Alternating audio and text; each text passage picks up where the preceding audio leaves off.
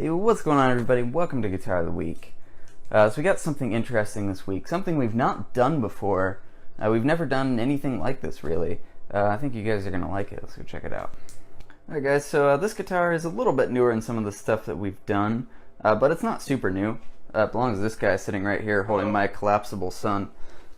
So, this is from, I don't know, sometime in the 1970s. We have a Mako. What is this? Traditionals. A Mako Traditionals. It's a Les Paul, is what it is.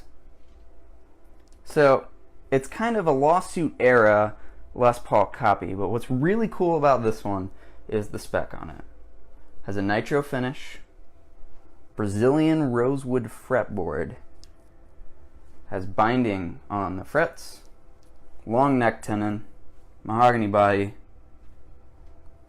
Stunning. Really high spec on this one. It feels like a Gibson. Feels better than some Gibsons that I've played.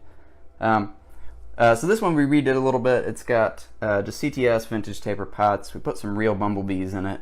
It has some Brandon Wound kind of slash inspired pickups. Because as you can tell, it kind of looks like the Appetite for Destruction guitar, which is sort of what he was going for. We put this together, what, 2 years ago? Mm-hmm. Yep. Grover tuners. I put a new nut on it, new bridge, all that stuff. You know, Faber bridge. And it's a pretty cool guitar, guys. It sounds incredible. Let's go plug it in. Alright guys, so we got the 1970 something Mako Les Paul here, and it's hefty. It's a heavy guitar. Usually I prefer lighter Les Pauls, but this thing sounds incredible. So we've got a full maple cap. I believe this is a veneer flame though, which is kind of the only not Gibson thing about it. It's got mahogany back, beautiful grain, cherry grain. Like I say, it's hefty. Mahogany neck. Like I said, Brazilian rosewood fretboard. That's nuts. That's absolutely crazy. And the inlay material is cellulose nitrate, I believe. Color's right. It looks right. That's the same thing like a 59 Les Paul would have. So, it's a good sounding guitar. It is 50s wired, you know, just typical Les Paul sort of thing. Got a pretty thin neck on it. Rounded. Grover tuners. It's just a nice sounding guitar. So we're plugged into a 1967 Ampeg reverb bracket for a clean sound today, and we're going to start out on the neck pickup for a change. And let's have a listen.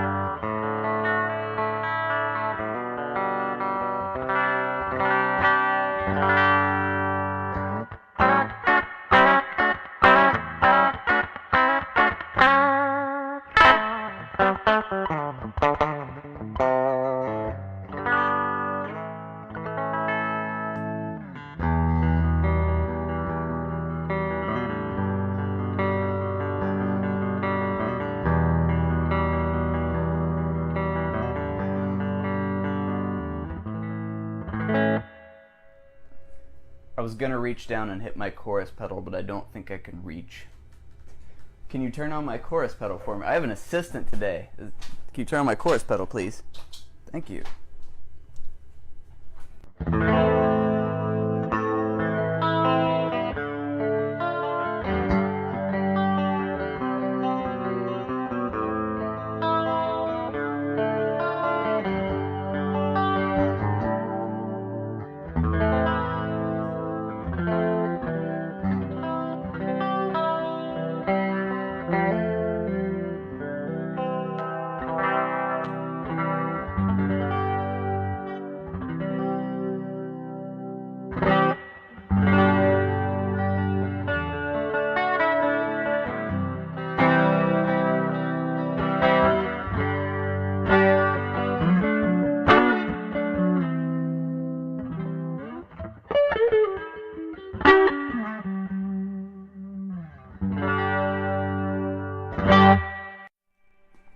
that not a beautiful sound or what? Yeah, that's a nice clean sound. That bridge pickup's pokey, and I was having trouble keeping that one kind of clean. Thing is, it's low output. It's on the Mako 2. It's just the guitar. The guitar is naturally loud and resonant and all sorts of things. Sounds wonderful. Yeah, it's Slash inspired. Of course we're going to play some Guns N' Roses. I'm sorry if you don't like them. Let's plug into the Marshall, shall we? Alright guys, we're plugged into the Marshall now. We're using the DSL today. I've tried to dial in a little bit of a Slash sound just because, we can. And I mean, look at this thing. What do you think we're going to play? So, I don't usually talk price in this, series, but today I will. Because this guitar costs $250. That's it. Brazilian board, nitro, long tenon, maple cap. It's ridiculous. Granted, that was before modifications, but even with that, what do you think? Maybe 4 max? Not even, because I got money back on a lot of it. $350 max. Let me tell you, every guitar we've done in this series doesn't really feel any different than the rest of them. We've played some $20,000, $30,000 guitars in the show, so just goes to show you the name on headstock doesn't mean anything. And I mean, a good guitar is a good guitar regardless. So, let's have a listen to this thing. So, I have an assistant today, again, who's going to work a delay pedal for me. The chorus you heard earlier was a TC Corona, and this is a Boss DD6 delay. And I have an EP booster running as well. So, let's have a listen, shall we?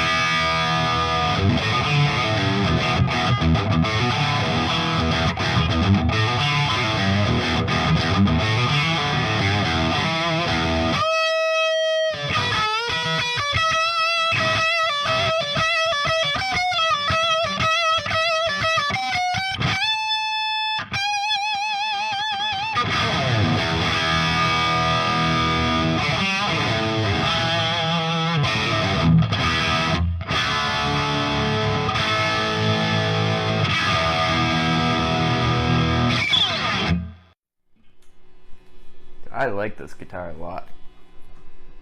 This is fun. You know, I played a lot of Gibson Les Pauls in the past, and I have one. It's hanging on the wall over there. This plays better. It sounds better. It looks better. I'm gonna get hate for that probably, but you know what? Again, name on the headstock, it just doesn't matter. Good guitar is a good guitar regardless. It's a really cool guitar. You hardly see any of these. Mako is such a rare brand. You just hardly see any of them. He has a semi-hollow body as well. It's of the same vintage and the same sort of deal. You might see that on a future episode of Guitar of the Week at some point. Let me know if you guys want to see it. But I love this guitar. Kind of wish it was mine, but it's not. So, well. Take it easy, guys. We'll see you next week.